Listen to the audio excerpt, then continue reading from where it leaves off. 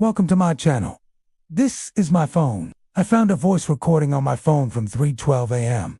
I was whispering to someone in my hotel room, but I was alone. Let me explain. No sleepwalking, no nightmares, no strange behaviors, ever. I can count the times. I've stayed at a hotel in the past 5 years on one hand, and my last one was a week ago. I kept the lights on, set my phone to record again, and sat up in bed all night watching the door. Nothing happened, but the next morning, there was another voice memo, and this time I never said a word. It was just someone else's voice, slow, gravelly, breathing in bursts, like it was right next to the mic. It whispered one sentence: "Stop deleting me. I was on a solo trip. I was just trying to unplug and clear my head. And do you have any advice for me on what to do next? Because I'm definitely not going back to that hotel." The hotel was small, quiet, tucked away near a lake with no traffic or noise. It was almost too peaceful. I'm not a sleep talker. I've never had issues like that.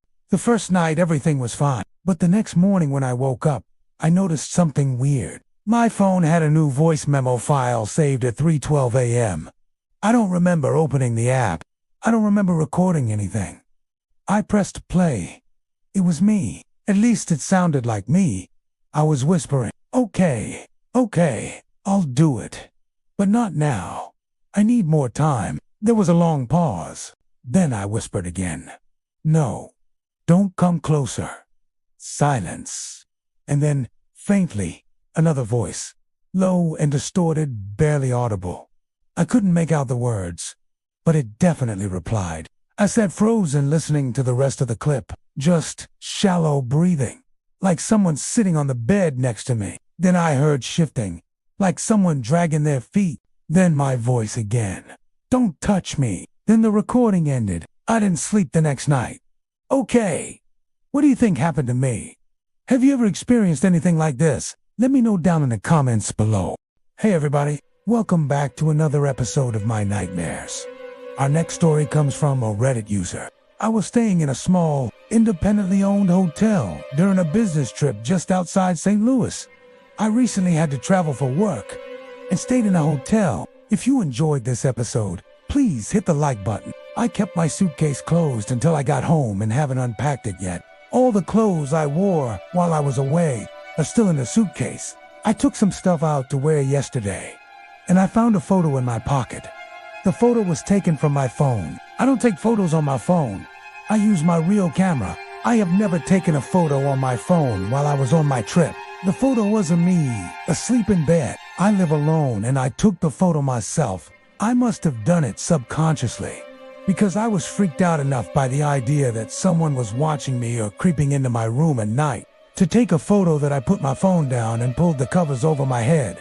Well, last night I went to an arcade with some friends. It's a 21+ arcade, so we had a blast playing all the games. When we got back from the arcade, we stopped for burritos are the best. By the way, after we finished our burritos, I went home, got ready for bed, and lay down. I pulled my covers up to my chin because I was still freaked out from the photo and went to sleep. At 2:17 a.m., I woke up and I couldn't go back to sleep. I started watching YouTube videos on my phone under the covers until 3 a.m. when suddenly I heard my door creak open.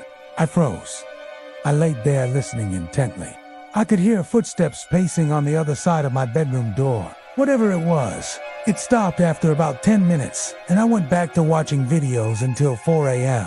I heard the door creak open again.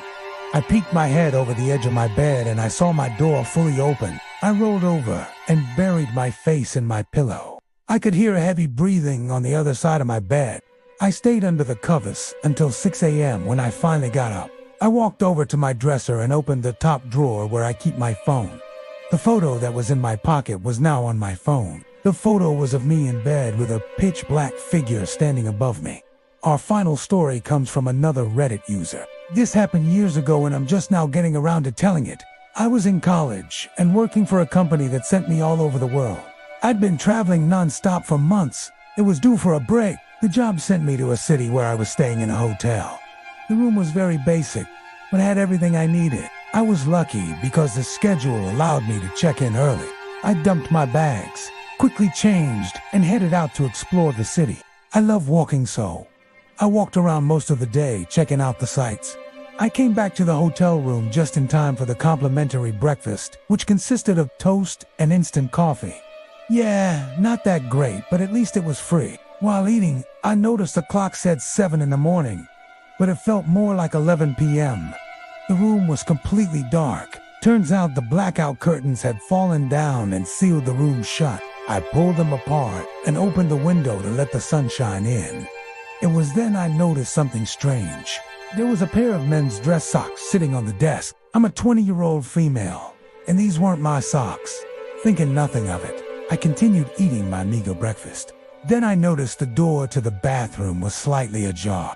I opened it, and the room was completely empty except for a bathtub full of ice water. Confused, I took a step into the room and the lights flicked on. Standing in front of the mirror was a tall, gaunt man with scraggly facial hair. He was dressed in a tattered suit, and his eyes were hollow and blank.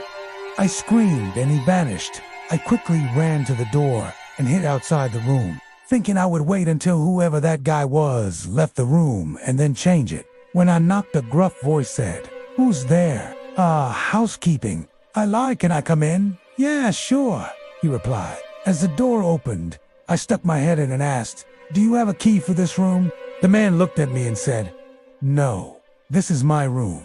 I backed out and waited for him to close the door. Once he did, I ran to the front desk. The clerk was unsurprised when I told him about the situation and simply told me that Mr. Mallory had checked out early and left without his key. I later found out he died in that room 20 years prior, and no one was ever able to stay in that room again. The kind of place where the carpet feels older than the building and the vending machine only works if you shake it first. When I checked in, the woman at the front desk looked flustered. "You're in room 36, she said, handing me the key. But then she paused and looked at her screen again. "Actually, hang on. No, 304. She gave me a different card, and I didn't think much of it. The elevator was slow and creaky, and when I got to the third floor, the hallway was dead silent. I found room 304 and swiped the key card. I tried again. Still nothing. Annoyed, I tried the first card she'd given me, 306, just to see. The light turned green. The door clicked open. Now, listen, I know I wasn't supposed to go into that room, but I figured maybe it had just been the correct one all along. Maybe she had it right the first time. So I stepped inside. The lights were off. The air was cold, like unnaturally cold, enough to make my breath shook. That should have been enough to turn me around. But then I saw what was on the walls. Dozens of photographs, taped, pinned, and spread out everywhere above the headboard, across the desk, even taped to the curtains. Every single photo showed the same thing. Me, sleeping, different nights, different positions, but all clearly taken from the foot of the bed. My bed. I recognized the covers, the crooked lamp beside me, the way I sleep with one arm over my head. Some photos were blurry, others were sharp. One even showed me turning toward the camera, eyes half open like I'd just heard something. But what made me drop the keycard and stumble back toward the door was one photo on the desk. It was time-stamped tomorrow, to 17 a.m. in it. I was sleeping in the exact same clothes I was wearing right then, and there was someone standing over me in the photo, a shadow tall, almost inhumanly thin, with long arms reaching toward my neck. The face was just ... blackness, like a hole burned into the image. Well, our next story comes from another Reddit user. I hate staying in hotels. I get itchy and paranoid. And thank you for watching. The most terrifying thing about this story is that it's true. I didn't make it up. Back in 2006, when I was in college, I was alone when I pressed 5, but the elevator took me to level 7. A floor the hotel claimed was sealed off decades ago. I was in town for a weekend workshop and booked a cheap hotel that had decent reviews, but looked like it had even changed since the 80s.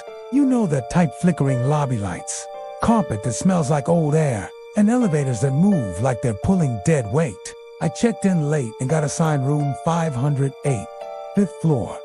The elevator groaned as I stepped in. Just me. No one around. I hit the button for 5, watched it light up, and leaned back, tired. The doors creaked shut, and the elevator began its slow climb. But then the panel flickered. The 5 button blinked twice, went to on the new floor number lit up instead, 7. At first, I thought I had hit the wrong button, but there was number 7th floor listed. The panel went from 6 straight to L. I didn't even know the building had a 7th floor. I pressed the stop and door open buttons. Nothing happened. The elevator continued its climb. Ding! The door slid open. The hallway was ... wrong. Dimly lit, walls yellowed and peeling, with doors lining both sides, some half open, others completely missing. Exposed wiring dangled from the ceiling. The air that drifted in was thick with dust and something else. Something wet, like mildew or old blood. I should have hit the close button and gone back down. I know that now. But something about the hallway felt unfinished, like I'd just stepped into a place. Time and curiosity got the better of me. The hallway had no sounds, no hum of lights, no AC, no distant TV from behind doors.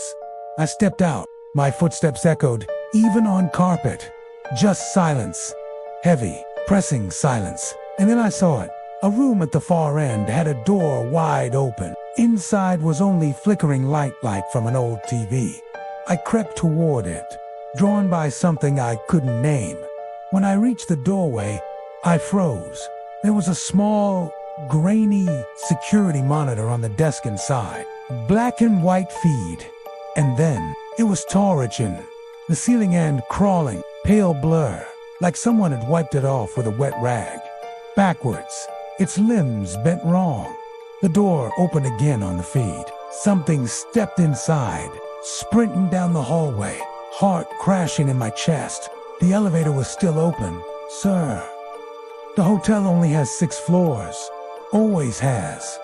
I demanded she check the system. It wasn't me. It showed the inside of the elevator I'd just exited, except it was empty. It wasn't human. Its face was empty. I turned and ran. I dove in and slammed the lobby button over and over. She clicked around her screen. Then her face turned pale. Room 701. Buzzed S. ... listed. Buzzed. And began to descend. The doors closed just as something rounded the corner fast, dragging itself low across the floor. The elevator jolted. When I reached the lobby, I ran to the desk and asked the receptionist, "Why is there a 7th floor?" She blinked. The elevator stopped on 7 even when it didn't exist. It's not assigned and hasn't been touched since. She paused. It says, decommissioned. Do not access. There isn't. I just came from it. Any elevator. I never look directly at the door when it opens. No. Reluctantly. But she didn't say anything else. I left the hotel that same hour. But here's the part I haven't told anyone, not even my friends. Every time I use an elevator now, because twice this week, and I swear, the doors started to open before I even touched a button.